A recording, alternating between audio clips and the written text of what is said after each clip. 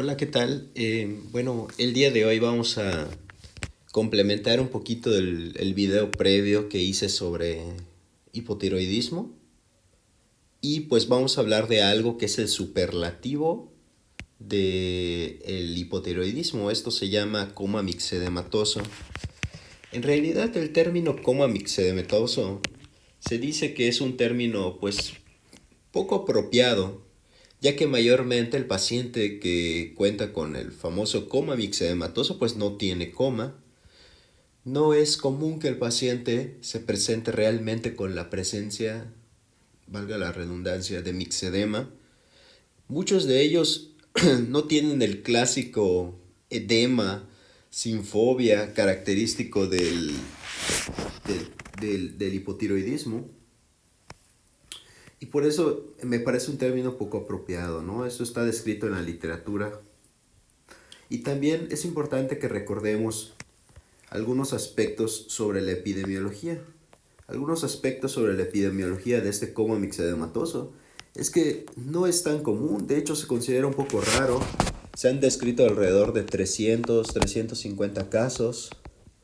Incluso las series de casos a lo habitual son de 15 pacientes a lo mucho. Lo que sí se sabe desde el punto de vista epidemiológico es que es más común en mujeres mayores de 60 años. 90% de los casos se da en estaciones de invierno, eso es muy característico, pues se cree que en invierno hay una alteración en la regulación térmica de los pacientes que son hipotiroideos y que están mal controlados. Otra cosa muy interesante que hay que decir acerca del coma mixedematoso es que el coma mixedematoso, como había comentado, es la expresión más grave. La expresión más grave del hipotiroidismo, o como a mí me gusta decir, el superlativo del hipotiroidismo. Y pues, ¿por qué es tan peligroso? Pues porque afecta varios sistemas, de los cuales el más afectado es el sistema nervioso central. Y cuando se da en sí el coma mixedematoso, se comenta que se da cuando está desencadenado, cuando se ha desencadenado un factor precipitante que condiciona un desequilibrio en las respuestas, de las respuestas compensadoras. ¿Sí? Y también es importante que recordemos que, bueno, ¿y qué relevancia tiene hablar de este tema? Pues bueno, tiene una relevancia importante porque la mortalidad es alta, entre un 20 y 60%. Por lo tanto, se considera una urgencia endocrinológica. Es una urgencia endocrinológica. De hecho, se considera la urgencia endocrina más grave. La urgencia endocrina más grave dada su mortalidad. Aquí dice algo muy importante, ¿no? Hasta puse acá, ojo, el paciente no tiene que estar en coma para poder hacer el diagnóstico de coma mixedematoso, ¿sí? De hecho, la manifestación cardinal del paciente de coma mixedematoso es el deterioro del estado de alerta. Ahora, es pertinente que hablemos de algunos aspectos del cuadro clínico, ¿sí? Por ejemplo, del cuadro clínico, el paciente puede presentar crisis convulsivas en el 20% de los casos, y esto puede ser favorecida por otros aspectos o trastornos que pueden estar en convivencia con el coma mixedematoso, algunos desequilibrios hidroelectrolíticos a raíz del hipotiroidismo, como por ejemplo una hiponatremia o incluso un poco o algún grado de hipoxemia, ¿sí? Que condiciona hipoxia, las crisis convulsivas. La alteración del estado mental, cabe recalcar que la alteración del estado mental puede verse alterada, más alterada de lo que ya pueda estar, por el uso concomitante de benzodiazepinas o barbitúricos. También el edema mixedematoso puede presentarse no solo en las extremidades, sino también en las vías respiratorias superiores, lo que predispone a este paciente con hipotiroidismo a que presente síndrome de apnea obstructiva del sueño. ¿Por qué es el edema el edema mixedematoso en el paciente hipotiroideo? Por el depósito de aminoglucosaminoglucanos, ¿sí? También es importante mencionar que los precipitantes más comunes son la neumonía y la infección del tracto urinario como precipitantes de este coma mixedematoso. También hay que recordar que pueden haber algunos datos característicos del hipotiroidismo, como son la bradicardia, la hipotensión, disminución del gasto cardíaco, vasoconstricción periférica. También puede haber una hipertrofia ventricular leve, puede haber derrame pericárdico. ¿Qué podríamos observar en el electrocardiograma? En un paciente con coma mixedematoso podríamos ver bradicardia sinusal. En algunos casos se ha descrito prolongación del QT. En otros se ha mencionado la presencia de T invertidas. Y en el contexto de que el paciente tuviera un derrame pericárdico, lo que podríamos observar es complejos QRS de voltaje bajo, ¿sí? También podríamos ver en dado caso alternancia eléctrica o electric alternance en el electrocardiograma si fuera derrame pericárdico, si tuviera derrame pericárdico. También hay que recordar que lo que causa la hiponatremia en el paciente con el hipotiroidismo es el aumento de la secreción de la hormona antidiurética. También hay que recordar que la hipoglucemia puede deberse a la disminución de la glucogenólisis y la gluconeogénesis, ¿sí? En el coma mixedematoso la hipoglucemia se debe a esto. ¿Y por qué hay el edema? Por fuga a tercer espacio. La vasoconstricción condiciona la disminución del volumen sanguíneo y esto nos va a alterar la permeabilidad vascular, lo que va a permitir que se filtre a los tejidos intersticiales o espacios intersticiales. La disminución de la eritropoyetina asociada en el hipotiroidismo se asocia o se acompaña de anemia. Algo muy interesante es que el edema de la pared intestinal puede condicionar la disminución de la absorción de la vitamina B12, lo que explica por qué se asocia al hipotiroidismo con anemia macrocítica. También es importante mencionar que el paciente con coma mixedematoso puede presentar leucopenia o neutropenia, lo que condiciona infecciones. Y interesantísimo porque el paciente también con hipotiroidismo puede presentar de forma adquirida un síndrome de von Willebrand tipo 1, ¿sí? Lo que condiciona un síndrome hemorragíparo. De hecho, se dice que el paciente con hiponatremia, con hipotiroidismo, pero más específica en coma mixedematoso, puede presentar disminución de los factores de la coagulación, el 5, el 7, el 8, el 9 y el 10, lo que aumenta el riesgo de sangrado de tubo digestivo. También el tracto gastrointestinal se puede ver infiltrado por mucopolisacáridos y presentar un edema de la capa muscularis mucosae que se asocia a cambios neuropáticos que causan una gastroparesia e ilion en los pacientes.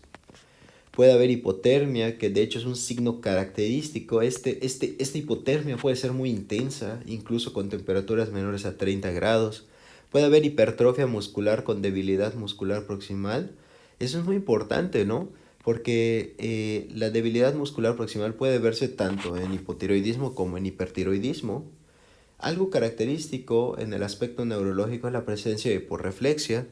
Y por el edema de los tejidos puede haber síndrome del túnel del carpo. Si quieres recordar un poquito más de los aspectos clínicos del hipotiroidismo, te invito a que veas mi video previo acerca de hipotiroidismo en mi canal de YouTube, que está como José Ortiz Osalde. Y ahorita vamos a hablar un poquito acerca de cómo se hace el diagnóstico.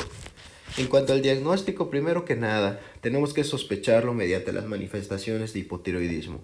Para llegar al diagnóstico de coma mixedematoso, debes de sospecharlo mediante las manifestaciones que hemos mencionado acerca del hipotiroidismo.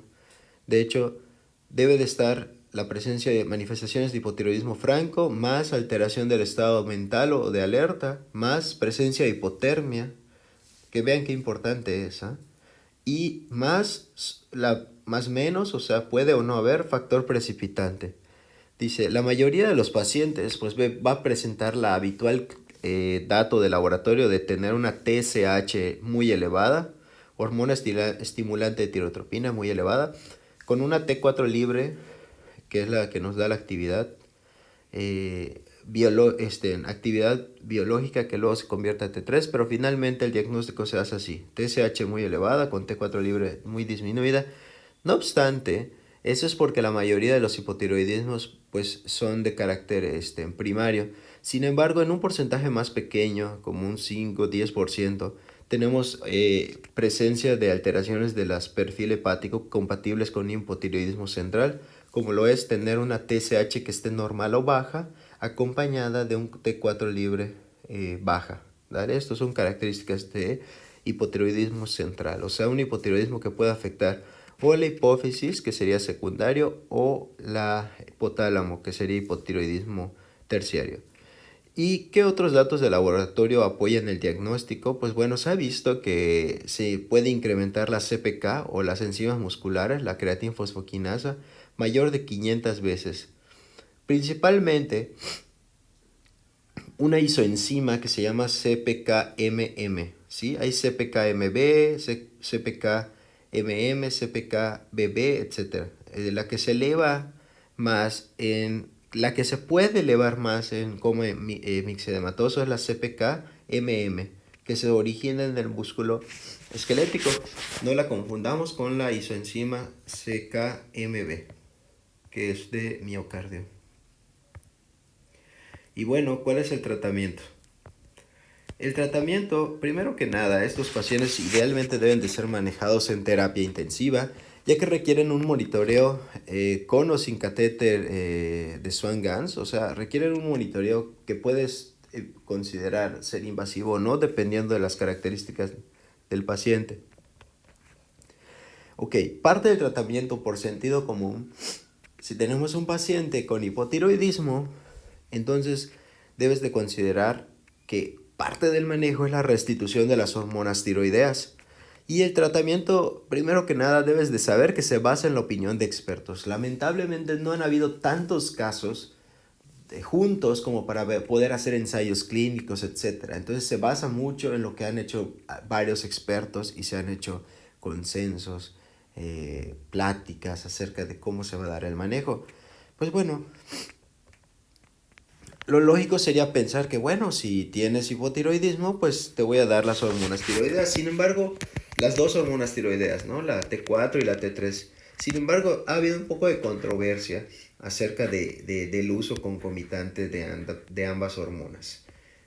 Habitualmente se utiliza varias estrategias. Una de ellas, que es la más utilizada, es dar el manejo con T4 nada más, ¿sí? Entonces, una de las estrategias es dar T4, perdón, levotiroxina en dosis altas de 300 a 500 microgramos. O sea, sí es bastante alta porque habitualmente el manejo de un adulto es de 1.6 microgramos por kilogramo, ¿sí? Y vean esto, otra de las en un paciente de hipotiroidismo sin coma mixedematoso se puede empezar con 75 microgramos al día o 100 microgramos al día, pero vean esta dosis en el manejo de coma mixedematoso de 300 a 500 microgramos, es bastante. Y de hecho se ha visto que ha demostrado mejorar más rápido versus el uso de dosis bajas de levotiroxina. ¿Cuál es la vía ideal para administrar esta? Pues sí, pero en México no contamos con esta administración o esta vía de presentación, esta manera de presentación del fármaco. Así que en realidad lo que usamos son las tabletas, pero las usamos a través de la sonda nasogástrica, ¿va? ¿Cuál es? Pues bueno, si vas a usar las tabletas como habitualmente sucede en México, se debe de dar una dosis de carga de 500 microgramos, o sea, 5 pastillas de 100. Después le dejamos una dosis de mantenimiento que son de 50 a 100 microgramos al día. Ok, si pudiéramos utilizar la IV, la dosis de carga se ha visto que se puede dar de 250 a 300 microgramos, la de mantenimiento de 50 a 100 microgramos al día. El vial aquí nos está comentando, ¿no? Que el vial viene de 200 y de 500 microgramos. ¿Por qué se da esa dosis de carga? Pues se ha visto que la dosis de carga eleva rápidamente los niveles de T4, lo que normaliza a valores normales las hormonas tiroideas en 24 horas. Luego, después de este periodo de tiempo, se eleva la T3 y posteriormente la TSH empieza a descender.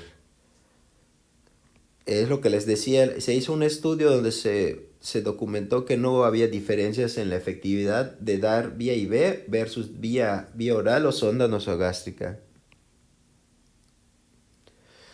Lo que se dice es que el paciente en el momento que pueda tomar la levotiroxina es cuando ya se cambia a la dosis habitual. Una vez que el paciente en coma mixedematoso ya despierte, esté completamente alerta, pues se puede cambiar la vía intravenosa o la que se daban en sondas nasogástricas por simplemente vía oral en la dosis habitual, que es 1.6 microgramos por kilo por día, y se puede suspender la T3 si es que se la estábamos dando como parte de las estrategias. Es lo que les decía, miren, otra de las estrategias, pero es menos usada, es la de dar T3 nada más, que es liotironina sódica. Hay vía intravenosa con viales de 10 microgramos, ¿sí? Y se puede dar 10 microgramos cada 4 horas por 24 horas, luego 10 microgramos IV cada 8 horas. O por sonda nasogástrica, 25 microgramos cada 8 horas. Y la cosa está que se prefiere dar T4 porque se piensa que puede tener menos efectos secundarios, aunque les digo, esto sigue siendo un poco controversial. En algunos lugares se utilizan las dos, se utilizan protocolos donde se utilizan los dos, la T4 y la T3 como parte del tratamiento. Es un poquito todavía un poco de controversia debido a que no han habido tantos casos. Y por último, hablar de otras medidas, como por ejemplo el uso de los glucocorticoides. ¿Por qué el uso de glucocorticoides? Porque se sospecha, porque si tú sospechas en hipotiroidismo central, es muy posible que haya una deficiencia de ACTH concomitante, ¿sí? Además hay que recordar que muchas veces podemos tener convivencia de dos patologías inmunes, como por ejemplo la insuficiencia adrenal primaria inmune más hipotiroidismo autoinmune. Esto se llama síndrome de Schmidt. Otros datos en el coma mixedematoso que te pueden apoyar a que el paciente de forma agregada tiene insuficiencia adrenal y no solo hipotiroidismo es la presencia de la hiponatremia, la hipoglucemia. Esto todavía más, la hiperpotasemia, ¿sí? O la hipercalemia. La hipotensión nos puede sugerir que acompañado está de insuficiencia adrenal este paciente. La hipercalcemia, ¿sí? Y aumento de azoados. Todos estos son datos que son un poco sugerentes de insuficiencia adrenal concomitante.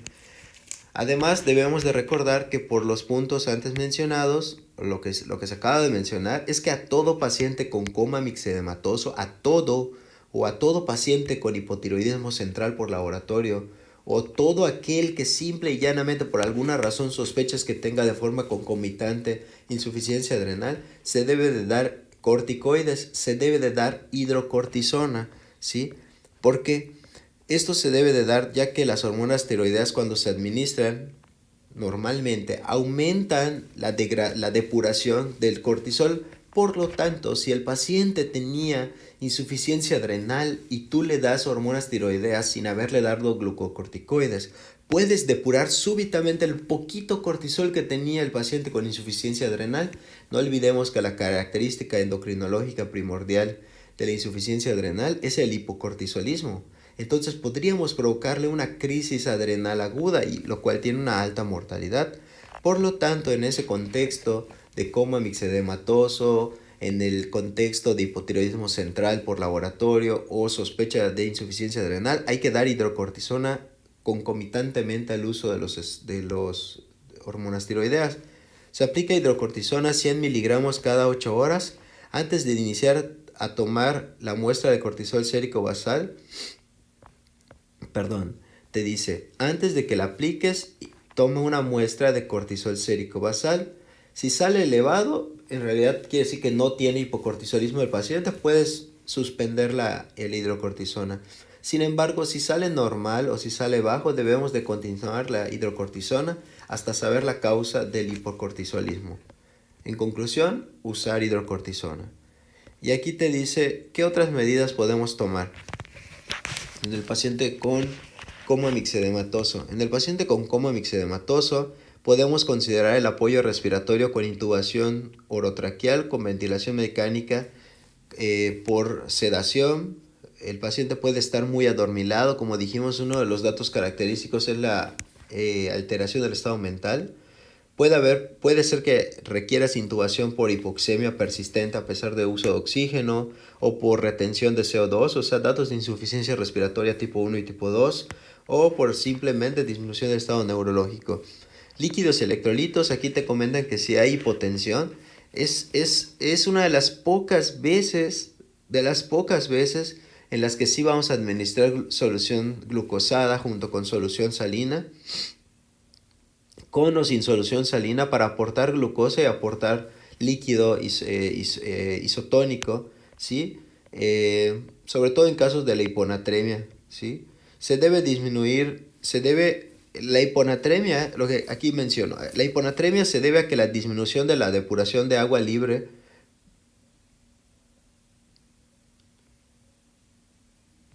no, perdón. Te dice que te dice que la hiponatremia en hipotiroidismo se debe a un aumento de la ADH, ¿sí?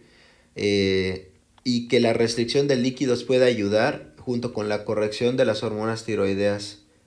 Esto es lo que se cree que debe de resolver la hiponatremia. Igual te dice que si la hiponatremia llega a ser muy grave, se debe de considerar utilizar soluciones hipertónicas si fuera necesario, ¿no? Aquí también te dice que no debemos de olvidarnos que finalmente un tratamiento razonable de la hipotensión que puede caracterizar al hipotiroidismo con coma mixedematoso, una manera razonable de tratar la hiponatremia que acabamos de mencionar y la hipoglucemia es literalmente dar soluciones mixtas, o sea, dar soluciones glucosalinas. O sea, vean la conclusión de esto. O sea, por un lado está la hiponatremia, que como sabemos es por aumento de ADH, por lo tanto, se piensa que podría mejorar al restringir líquidos, como se menciona en la parte superior. Sin embargo, por otro lado, el paciente puede presentar hipotensión y eso pues podríamos ayudar un poquito con una solución isotónica. Y por otro lado, tenemos a la tendencia a la hipoglucemia, por lo que tendríamos que dar algo que apoya estos tres aspectos. Es por eso que se dice que se pueden considerar usar soluciones mixtas en este contexto, en estos pacientes. Otro aspecto que tenemos que considerar es la hipotermia, ¿sí? La hipotermia, debemos de saber que con el tratamiento sustitutivo de las hormonas tiroideas se debe de reiniciar la termogénesis y se debe ir restableciendo esa hipotermia. Puede utilizarse un calentamiento pasivo, es decir, colocando cobertores, mantas térmicas, etc. ¿Cuáles son algunos aspectos a mencionar en cuanto a los factores precipitantes? Primero debemos de intentar buscar un precipitante, ya que las infecciones, entre ellas la neumonía adquirida en la comunidad, ocupa la causa número 1 de precipitante en el 35% de las veces. Por lo tanto, a todo paciente con coma mixedematoso se debe de considerar pedir, además de lo que se le esté pidiendo, una radiografía de tórax para buscar neumonía, examen general de orina para buscar una infección urinaria, urocultivo, hemocultivos. Se puede considerar hacer punción lumbar o líquido cefalorraquídeo para descartar un proceso infeccioso como causa del deterioro del estado de alerta. Ante la mínima sospecha de infección, comentan que se debe empezar antibióticos de forma empírica y sobre todo antibióticos de amplio espectro, ante la mínima sospecha de infección. Y debemos de considerar que hay fármacos que pueden precipitar al coma mixedematosa, como el sedantes hipnóticos, litio, amiodarona, que en realidad solo van a empeorar el estado neurológico del paciente. ¿Y cuáles son los factores de mal pronóstico? Los factores de mal pronóstico en coma mixedematoso son que se presente con edad avanzada, que tengan un Glasgow bajo a la llegada del paciente, una bradicardia sostenida con menos de 44 latidos por minuto, la presencia de una hipotermia grave menor a 34 grados por más de 3 días, tener un SOFA de llegada de más de 6 puntos, una PACHA más de 20, ¿sí? O sea, esos son datos de mal pronóstico en un paciente con coma mixedematoso.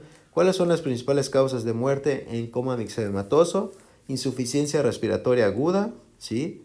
Sepsis y choque séptico y sangrado de tubo digestivo alto, por lo que habíamos mencionado.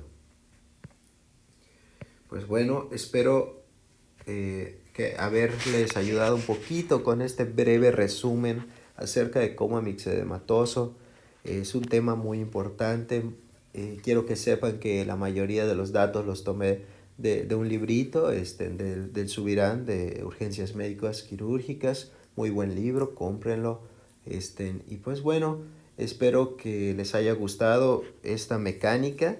La verdad es que me pareció muy interesante esta manera de resumir los datos como si fueran no sé, un mapa mental o algo, ¿no? Que escribe aquí en mi tablet.